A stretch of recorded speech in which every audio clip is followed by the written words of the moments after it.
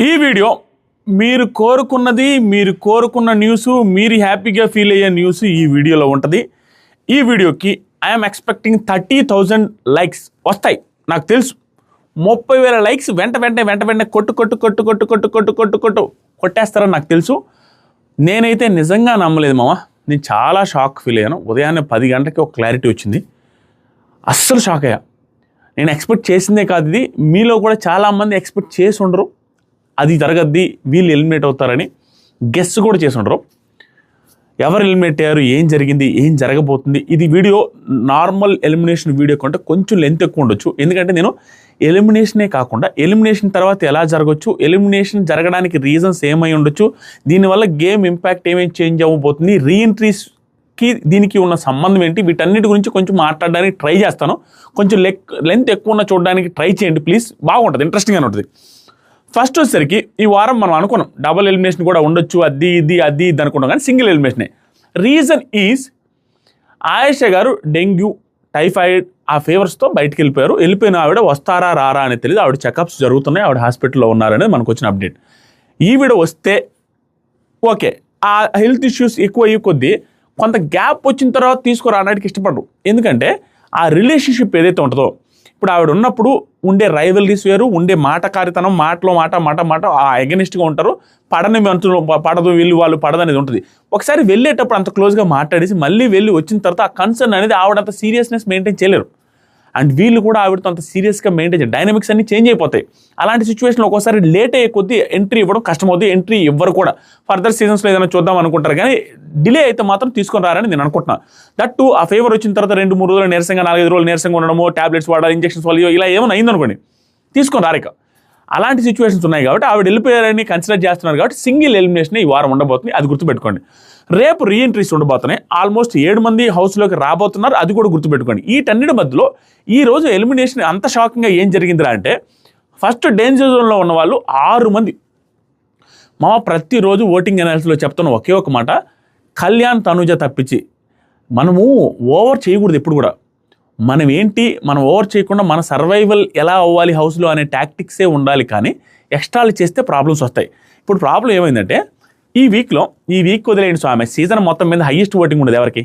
తనుజకి number 1, Tanuja తర్వాత కళ్యాణ్కి number 2లో ఉన్నారు.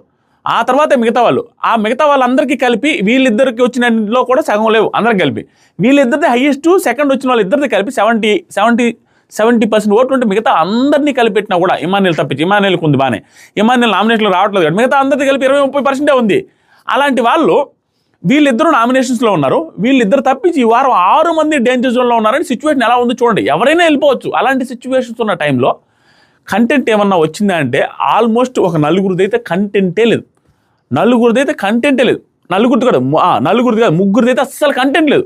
ఈ వారం జరిగిందే తుప్పాస్ టాస్క్ అయితే ఆ తుప్పాస్ టాస్క్లో నీ పర్ఫార్మెన్స్ తుప్పాస్గా ఉంటే ఇంకా అసలు ఏమన్నా సర్వైవ్ అవ్వగలవా? జనాలు దేన్ని చూడాలా? అసలు కామెడీ ఏంటంటే, ఈ పర్టికులర్ వీక్లో ఉన్న నెగిటివిటీ ఏంటంటే, ఈ వీక్లో జనాలు తక్కువ మంది ఈ సీజన్ చూశారు. ఈ వీక్లో తక్కువ మంది చూసినప్పుడు ఓట్లేసే వాళ్ళు ఇంకా తక్కువ ఉంటారు. ఆ ఓట్లేసే వాళ్ళు తక్కువ ఉన్నప్పుడు వాళ్ళు ఎవరికైతే ఇంప్రెస్ అవుతారో, హైలీ ఇంప్రెసివ్గా ఫీల్ అవుతారో, ఓట్లు జరగాలంటే ఇష్యూలు జరగాలి. ఆ ఇష్యూలు జరిగిన ఇష్యూలు వీళ్ళు తప్ప వాళ్ళు తప్పని బేరీ చేసుకుని అదొక పని యాప్ ఓపెన్ చేసి తప్ప గుద్దుతారు. అలా కాకుండా సాఫీగా వెళ్ళిపోతున్న టైంలో సాఫీగా ఉన్న పర్సన్స్కి ఓట్లేరు. ఎవరైతే ఆల్రెడీ బాగా కనెక్ట్ ఉంటారో వాళ్ళ కోసం పదే ఓట్లు ఓపెన్ చేసి యాప్ ఓపెన్ చేసి వేస్తారు, కానీ నార్మల్గా ఉన్న వాళ్ళకి ఎవరు ఓట్లు వేయరు. అలాంటిది తెలుసుకొని గేమ్ ఆడాలి తప్పించి, సర్వైవల్ కోసం ట్రై చేయాలి తప్పించి, కప్పు కొట్టాలా, విన్నర్ అవ్వాలా, తోసేయాలా, దుమ్ము లేపాలా అనేసి స్ట్రాటజీలు వేసుకుంటే అట్టర్ ఫ్లాప్ అయిపోయి ఎలిమినేట్ అవ్వాల్సిన సిచ్యువేషన్ తెచ్చుకుంటారు. ఈరోజు అదే జరిగింది. యాక్చువల్గా రాము రాథోడు, సాయి, రమ్య వీళ్ళు ముగ్గురు డేంజర్ జోన్లో ఉన్నారు. సంజన గారు డేంజర్ జోన్లో ఉన్నప్పటికీ కూడా ఆవిడకి ఇమాన్యుల్ నామినేషన్లో లేడు కాబట్టి ఆటోమేటిక్గా ఇమాన్యుల్కి ఆ బంధం, ఆ బాండింగ్స్ గుర్తుపెట్టుకోండి మామ. బిగ్ బాస్లో ఎప్పుడైనా గుర్తుపెట్టుకోండి, బాండింగ్స్ అని ఎంతమంది నీ ముక్కులో ఏలు పెట్టి చూపించినా నీ పరిస్థితి బాగాలేనప్పుడు నిన్ను కాపాడేది బాండింగ్సే. బిగ్ బాస్ హౌస్లో అవుట్ సైడ్ కూడా బాండింగ్సే ఇంపార్టెంట్, ఇన్సైడ్ కూడా బాండింగ్స్ ఇంపార్టెంట్. లైఫ్లో బాండింగ్స్ లేకపోతే ఏది జరగదు. బిగ్ బాస్ హౌస్లో నీ సిచ్యువేషన్ బాగాలేనప్పుడు, నీకు నెగిటివిటీ పెరిగినప్పుడు బాండింగ్స్ ఉన్నవాడు సర్వైవ్ అయిపోతాడు. ఇప్పుడు సంజన గారి సిచ్యువేషన్ ఏంటి? ఈ వీక్ అంతా నెగిటివ్. ఆవిడ సర్వైవ్ అవ్వడానికి one of the main reasons Emmanuel voting కూడా. ఇమాన్యుల్ అనేవాడు నామినేషన్లో లేకపోవడం వల్ల కూడా ఆవిడ ప్లస్ అయింది. ఈవెన్ పక్కన పెడితే లీస్ట్ 3లో ఉన్న వాళ్ళ ముగ్గురులో రాము రాథోడ్కి పరిస్థితి ఏంటంటే, రాము రాథోడ్ లాస్ట్ వీక్లో డేంజర్ జోన్ దాకా వెళ్ళేసి వచ్చి కూడా ఈ పర్టికులర్ వారం సేవ్ అవ్వబోతున్నాడు అంటే one and only reason is no negativity. ఈ వారం అతనికి నెగిటివిటీయే లేదు. కుదిరితే అతనికి పాజిటివిటీ సింపతి వర్కౌట్ అయింది. తనూజ గారు నోటుకు వచ్చినట్టు అతనిని 2-3 ఇన్సిడెంట్స్లో మాట్లాడడం వల్ల తనకు సంబంధించి తన హేటర్స్ ఎవరైతే తనూజ గారి హేటర్స్ ఉంటాయో, తన హేటర్స్ అంటే ఆటోమేటిక్గా నెంబర్ 1 పొజిషన్లో ఉన్న వాళ్ళకి బొచ్చిన మంది హేటర్స్ ఉంటారు. ఆ హేటర్స్లో కొంతమంది అయ్యో ఈ రాముని కాపాడాలరా, రాముని ఎందుకు ఇలా అంటుందన్న ఫీలింగ్, ఆ సింపతి కూడా వర్కౌట్ అయింది. అండ్ ఈ వారంలో ఒక్క నెగిటివ్ సీన్ కూడా రాము రాథోడ్ రిలేటెడ్గా లేదు. అటు ఇటు తిరుగుతున్నాడు, అంత మామూలుగా ఉంది, సైలెంట్గా ఉన్నాడు తప్పించి నెగిటివ్ ఎపిసోడ్ లేదు. దానివల్ల తను సర్వైవ్ కాబోతున్నాడు అనేది మనకు వచ్చిన టాక్. దాంతోపాటుగా నెక్స్ట్ సాయి శ్రీనివాస్ అండ్ రమ్య గారు.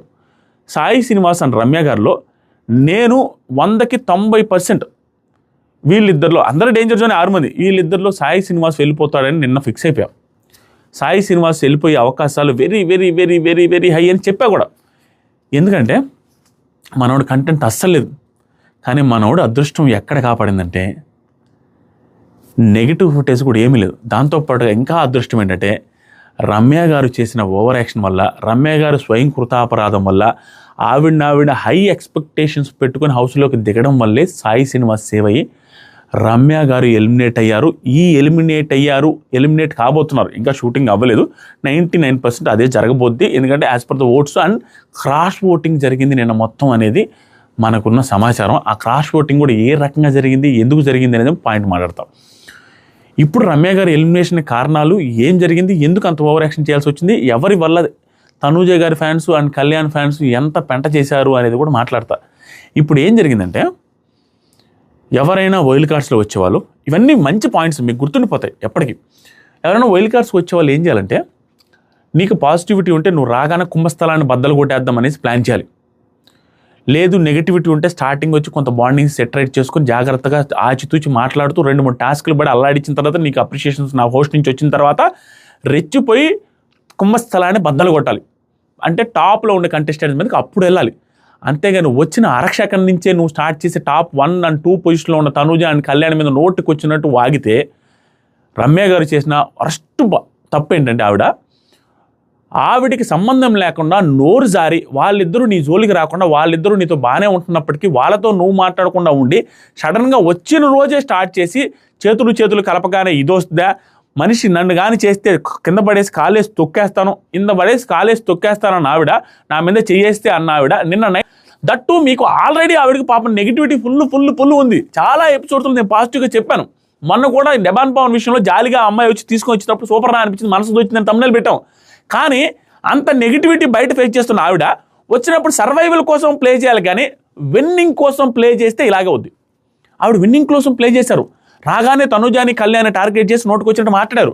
దాని తర్వాత కన్ఫెషన్లో కూడా ఆవిడ రిగ్రెట్ అయినప్పుడు కనిపించలేదు. హైపర్ అదితో కూడా కొంచెం యాటిట్యూడ్ చూపించేసి థ్యాంక్ యూ బయట చూసినే చెప్పాను అనేసి నోరు తిప్పుకుంటూ కొంచెం ఓవర్గా మాట్లాడారు. ఇలాంటి సిచ్యువేషన్ రిపీట్ అవుతూ వచ్చేసరికి నిన్న చూసారా, ఈ వారం నామినేషన్స్ చూసారా, ఫేక్ పిల్ల, అది పిల్ల, ఈ పిల్ల, అవి చెప్పిన పాయింట్లు కరెక్టే. కానీ ఆ పాయింట్లు ఎంతవరకు హౌస్లో ఉన్న వాటి వరకు 1-2 చెప్పింది అవి బాగున్నాయి. అవుట్ సైడ్ తీసుకొచ్చి ఓవర్గా మాట్లాడారు. ఫేక్ పిల్లవి, అది ఇది ఏజ్ కూడా చూడకుండా ఆవిడ అన్నట్టుగానే ఇన్ని మాట్లాడిన తర్వాత మళ్ళీ ఇంకా వరస్ట్ థింగ్, ఇంకా ఓవర్గా ఏం చేశారంటే, అంటే ఓన్లీ టార్గెట్ తంజన ఎవర్రా, తనుజ, ఓన్లీ టార్గెట్ తనుజ గారు. ఆవిడని రెచ్చిపోతూ ఆవిడ మీదకి వెళ్తూ ఉంటే రైవలరీ అయితే మనం టాప్కి వెళ్ళిపోవాలా, కుంభస్థలాన్ని కుట్టేయాలా, విన్నర్ అవ్వాలన్న ప్లాన్లు వేసుకుని ఎవడైనా వస్తాడా, నెగిటివిటీ ఉన్నవాళ్ళు కొంచెం సెటిల్ అయ్యేంతవరకు చూసి ఆచితూచి ఆడాలి. కానీ తనుజ గారు నామినేట్ చేసింది అయిపోయింది, అప్పుడు ఓవర్ చేశారు. తర్వాత తనుజ గారు రిలేటెడ్గా ఆవిడ బ్యాగ్లోకి వెళ్ళి ఆవిడ బ్యాగ్లో ఎత్తుకు టిష్యూ పేపర్లో చూసి పక్కకి వెళ్ళి ఆడుకోపోవే, అవసరమా అంత ఏంటి, పక్కకి వెళ్ళి ఆడుకోపోవే అని రాసింది. జనాలు చూడరా అవన్నీ, వాళ్ళు ఆడి సేవ్ అయిపోతారు. తనుజ ఫ్యాన్స్ కళ్యాణ్ ఫ్యాన్స్ కలిసి చేసిన దానివల్ల ఫస్ట్ డే ఓటింగ్కే తనుజ కళ్యాణ్ సేవ్ అయిపోతారు. అలాంటి వాళ్ళు బుర్ర ఉండదు వాళ్ళకే. ఆడియన్స్కి ఏమంటారు, ఈవిడ్ని పంపించడం కోసం ఓట్లేస్తారు. అప్పుడు అంటే ఈవిడని కాదు, ఆ సిచ్యువేషన్లో ఎవరున్నా కూడా అరే మన వాళ్ళ మీదకి వెళ్తున్నప్పుడు మన వాళ్ళు ఎలాగో సేవ్ కదా, వీళ్ళని పంపించడానికి ట్రై చేద్దాం అనే ఫీలింగ్లోకి వచ్చి క్రాస్ ఓటింగ్ జరుగుతాయి. ఆ మాత్రం ప్లాన్ లేకుండా ఎలా ఆడితే అట్లా. దాంతోపాటుగా దానికి తనుజ కూడా వెళ్ళి ఫూల్ అని చెప్పి రాసి ఇచ్చేసింది. దెబ్బ మీద దెబ్బ పడతానే ఉంది. నేను చూస్తే కళ్యాణ్ ఓదార్చేది. దాంతోపాటుగా మాధురి గారితో బాండింగ్ వద్దు, బాండింగ్ కోసం రాలేదనేసి నేను నైట్ అంటున్నారు. 2 రోజుల క్రితం మన నైట్ కూర్చొని నువ్వు మాతో మాట్లాడలేదు, తనుజ తన క్లోజ్ ఉన్నామని అలిగింది. దీనికి ముందు కూడా తనుజ రిలేటెడ్ హాస్పిటల్కి పోయి మళ్ళీ బయటకు వచ్చేటప్పుడు అడిగితే మాధురి గారు అన్నారుగా నీతో మాట్లాడుతున్నానని ఫీల్ అవుతుంది. అంటే బాండింగ్ ఆవిడతో పెట్టుకున్నది ఫీల్ అవుతున్నట్టు నీతో పెట్టుకోవాలని ఫీల్ అయినట్టుగా. అండ్ సుమన్ శెట్టి గారితో గారు అని పిలుస్తానే అంటుంది, కానీ ఆ బాండింగ్ అయితే ఉంది. ఇక్కడ ప్రాబ్లం ఏమైందంటే ఆ అమ్మాయి ఒక నోషన్తో వచ్చి ప్రీ ఎగ్జిస్టెన్స్ ఇది ప్లాన్తో వచ్చి నేను ఇలాగే ఆడాలి కుంభస్థలాన్ని బద్దలు కొట్టాలని ప్లాన్తో రావడం ఎత్తిపోయింది. బాండింగ్స్ పెట్టుకోవాలి. బాండింగ్స్ లేకపోతే నువ్వు నెగిటివిటీ ఉన్న వాళ్ళు వైల్డ్ కార్డ్కి వచ్చిన వాళ్ళు 1 వీక్లో ఫస్ట్ వీకే నువ్వు నిన్ను చూసి ఓట్లేస్తారో. నెగిటివిటీ ఉన్నప్పుడు బాండింగ్ పెట్టుకుంటే వాళ్ళని చూసైనా వాళ్ళకున్న ఓటింగ్ నీకు ట్రాన్స్ఫర్ అవుద్ది. అది జరిగేది. అలా కాకుండా నువ్వు బాండింగ్స్ వద్దు అంటూనే ఓన్లీ సుమన్ శెట్టి గారు నామినేషన్లో లేకపోయినా సుమన్ శెట్టి గారి ఫ్యాన్స్ కూడా ఈవిడికి ఓట్లు వేయకపోకుండా ఉండడానికి రీజన్ ఏంటంటే బాండింగ్స్ వద్దన్నాను కదా అని సుమన్ శెట్టి గారితో కూడా ఓవర్ యాక్షన్ చేసి సుమన్ శెట్టి గారితో కూడా తిరగలే ఈ అమ్మాయి. బాగోదని అంత ఓవర్ స్ట్రాటజీలో అవసరం లేదు. సుమన్ శెట్టి గారితో కూడా ఈ వీక్ అంతా తిరిగితే ఎక్కడ ఓట్ల కోసం తిరుగుతున్నావు అని అనుకుంటారా అనుకుని సుమన్ శెట్టి గారితో కూడా తిరగకపోవడం వల్ల ఓట్లు పలేదు. అండ్ లాస్ట్ 1-2 డేస్లో భయంకరమైన క్రాస్ ఓటింగ్ జరగబట్టే ఆవిడ వెళ్ళిపోయింది. అండ్ ఓటింగ్ కూడా తక్కువగా ఉన్నప్పటికీ నేను ఊహించింది ఏంటంటే నేనైతే ప్రతి దాంట్లో డేంజర్ జోన్ ఆవిడ వెళ్ళిపోయే ఛాన్స్ ఎక్కువ, ఓట్లేసుకొని చెప్తానే ఉన్నా. ప్రాబ్లం ఏమైందంటే నాకు సాయి వెళ్తాడని అనిపించింది. రీజన్ ఏంటి, రమ్య గారు ఉన్నారు కదా, ఫిజికల్లీ ఫిట్ కదా, ఆవిడ ఉంటే బాగుంటుందని. దాంతోపాటుగా తనుజ వర్సెస్ రమ్య గట్టిగా జరుగుతుంది కదా, ఉంటే బాగుంటుందేమో అనేసి ఉంచుతారేమో అనుకున్నా. కానీ బిగ్ బాస్ జెన్యూన్గా ఓట్లే కన్సిడర్ చేస్తారు. 99.9999% మనకున్న ఇది వరకు వాళ్ళు ఓట్లే కన్సిడర్ చేస్తారు. కానీ నోటికి వచ్చినట్టు ఎవరంటే వాళ్ళని ఎప్పుడు పంపించరు. ఓట్లు తక్కువైతే ఎవ్వరు ఏమీ చేయలేరు. ఆవిడకి ఓట్లు తక్కువ అయిపోయి ప్రీ ఎగ్జిస్టెంట్ నెగిటివిటీ, లోపలికి వచ్చిన తర్వాత నెగిటివిటీ, ఏమైనా పాజిటివ్ చేసుకునేటికి ఏదైనా ప్లాన్ చేసుకోవాలి. కానీ నెగిటివ్ అవ్వడానికి ప్లాన్ చేసుకునేది ఏంటి, టాస్క్లో ఆడకుండానే పర్ఫార్మెన్స్ చూపించుకున్నానే ఏమీ చూపించుకున్నాను ఒక్కసారిగా పైన పడితే ఎవరికైనా నచ్చుతారా? అండ్ ఈ వీక్ మొత్తం నోరు తెరిచిందే లేదు రమ్య గారు. ఒక్క నామినేషన్లో ఎక్స్ట్రాగా మాట్లాడుకుంటూ ఓవర్గా మాట్లాడారు. కొంచెం పాయింట్లు బాగున్నాయి స్టిల్, కానీ లిమిట్ దాటి మాట్లాడేశారు. మాట్లాడిన తర్వాత వీక్ అంతా ఏమైనా పర్ఫార్మెన్స్ ఉందంటే వీక్ అంతా ఏమీ లేదు. సైలెంట్గా కామెడీ చేయడానికి కూడా ట్రై చేయలేదు కాబట్టి, ఫుటేజ్ రాలేదు కాబట్టి ఆటోమేటిక్గా ఓట్లు తక్కువ పడ్డాయి. She is going to be eliminated from Bigg Boss season 9 house. ఇప్పుడు ఏం జరగబోద్దంటే ఈవిడ వెళ్ళిపోవడం వల్ల తనూజ గారికి మళ్ళీ కూడా ప్లస్ అయ్యే అవకాశం ఉంది. బిగ్ బాస్ ఇక ఏం జరుగుతుందో ఏంటో తెలియదు ఈ సీజన్లో. ఎందుకంటే తనూజ గారితో పెట్టుకున్నారు ఈవిడ పదే ఫేక్ పిల్ల, ఆ పిల్ల, ఈ పిల్ల అనేసి నువ్వు బాండింగ్ ఫేక్ అనేసి గట్టిగా మాట్లాడినప్పుడు తనుజాతోనే పెట్టుకున్న ఆవిడ వెళ్ళిపోయింది అన్న ఫీలింగ్ క్రియేట్ అయ్యే అవకాశం ఉంది హౌస్లో. తట్టు ఆవిడ వెళ్ళిపోద్దని అనుకుని ఉంటారు, ఫిజికల్లీ ఫిట్ కదా ఏంటో అది ఇది అని అనుకుంటారు. ఆవిడ వెళ్ళిపోయేసరికి తనుజ గారితో వెళ్ళిపోయిందని, కళ్యాణ్తో పెట్టినందుకు వెళ్ళిపోయిందని కళ్యాణ్కి తనుజ కొంచెం బూస్ట్ వచ్చే అవకాశం అయితే ఉంది. దాంతోపాటుగా శ్రీజ వస్తుంది కదా, శ్రీజ అండ్ రమ్య గారికి ఇష్యూలు వస్తాయి, గొడవలు వస్తాయి అనేసి రమ్య గారిని ఉంచుతారేమో అనుకున్నాను. కానీ ఓట్లు తక్కువ పడితే వాళ్ళు ఏం చేయలేరు. ఇప్పుడు ఏమైంది, శ్రీజ వచ్చిన తర్వాత శ్రీజకి రమ్యకి పడకుండా శ్రీజకి తనుజకి పడే అవకాశం ఉంది. ఆ రైవల్రీ క్రియేట్ అయ్యే అవకాశం అఫీషియల్గా Sreeja versus Tanuja rivalry create అయ్యే అవకాశం కూడా ఉంది. కళ్యాణ్కి కొంచెం సరేలే ఇప్పుడు నేను మాట్లాడదు కాబట్టి వెళ్ళిపోయిందంటే మన వైపు నుంచి పాజిటివ్గానే ఉన్నారేమో జనాలు, లేకపోతే ఆ అమ్మాయిని ఎందుకు పంపిస్తారు నన్ను అన్నందుకు, తనుజ అన్నందుకు. కాబట్టి తనుజ కళ్యాణ్ వాళ్ళ ఒక రకంగా మనకి పాజిటివ్గానే ఉంది అనే ఫీలింగ్ కూడా వాళ్ళకి వచ్చి బూస్ట్ వచ్చే అవకాశం అయితే ఉంది. ఇలా గేమ్ కూడా కొంత గట్టిగా చేంజ్ అయ్యే అవకాశం ఉంది. మీరేమంటారు? రమ్య గారి ఎలిమినేషన్ ఫెయిర్, న్యాయంగానే జరిగింది, అన్యాయం కాదు, అన్ఫెయిర్ అయితే కాదు, ఫెయిర్ అనుకున్న వాళ్ళు లైక్ చేయండి. ఎన్ని వేల మందికి అలా అనిపిస్తుంది అనేది చూద్దాం. నాకైతే ఫెయిర్ అని అనిపిస్తుంది. ఎందుకంటే ఆవిడ పర్ఫార్మెన్స్ ఏం లేదు. వచ్చిన తర్వాత స్ట్రాటజికల్గా ఆడేది పోనిచ్చి ఓవర్ స్ట్రాటజికల్గా ఆడి విన్నరే అవ్వాలి లేదా టాప్లోకే వెళ్ళాలని ట్రై చేస్తుంది. ఇనిషియల్గానే ట్రై చేయడం ఏదైతే ఉందో అది నార్మల్ స్ట్రాటజీ కాదు, ఓవర్ స్ట్రాటజీ. ఆ ఓవర్ స్ట్రాటజీ ఫెయిల్యూర్ అయిపోయింది. That's it. అంతకుమించి చెప్పడానికి ఏం లేదు. Thank you so much for watching our videos. మన వీడియోస్ 30+ lakhs మెంబర్స్ చూస్తారు. 30 lakh+. మీరు అంటారు చాలామంది 30 lakhs ఎలా చూస్తారా 8 లక్షలు ఉన్నప్పుడు అంటే 30 lakhs అంటే ఏం లేదు. ఒక వీడియో 2 లక్షలు చూస్తారు, ఒక వీడియో 3 లక్షలు చూస్తారు. ఓవరాల్ జనాలు 30 లక్షల మంది చూస్తున్నారు. ఒకసారి చూస్తారు, ఒకసారి చూడాలి. అట్లా 30 లక్షల మంది యూనిక్ పర్సన్స్ అంటారు. యూట్యూబ్లో స్టాట్స్లో వస్తాయి. యూనిక్ పర్సన్స్ మన వీడియోస్ చూస్తున్నారు. కానీ సబ్స్క్రైబ్ చేసింది 8,80,000 మంది. జస్ట్ 20,000 మెంబర్స్ అయితే 9 lakhs అయిపోద్ది. ఈరోజు చేసేయచ్చు. మీరు అనుకుంటే ఈ వీడియోతోనే ఆ 20,000 సబ్స్క్రైబర్స్ అయ్యి నన్ను హ్యాపీగా ఫీల్ అయ్యేలాగా చేయొచ్చు. సబ్స్క్రైబ్ చేయండి. ఈ వీడియోకి ఎవరైనా సబ్స్క్రైబ్ చేస్తే సబ్స్క్రైబ్ చేసామరా ఉడాల్ అని కింద కామెంట్ పెట్టండి. ఇదే విధంగా పెట్టండి, అరే ఉడాల్ సబ్స్క్రైబ్ కియారే అయ్యా అనేసి, ఎందుకులే సబ్స్క్రైబ్ చేసామరా రే ఉడాల్ అనేసి చేయండి comment. Thank you so much, love you, bye. Like కొట్టు మామ, లైక్ కొట్టు.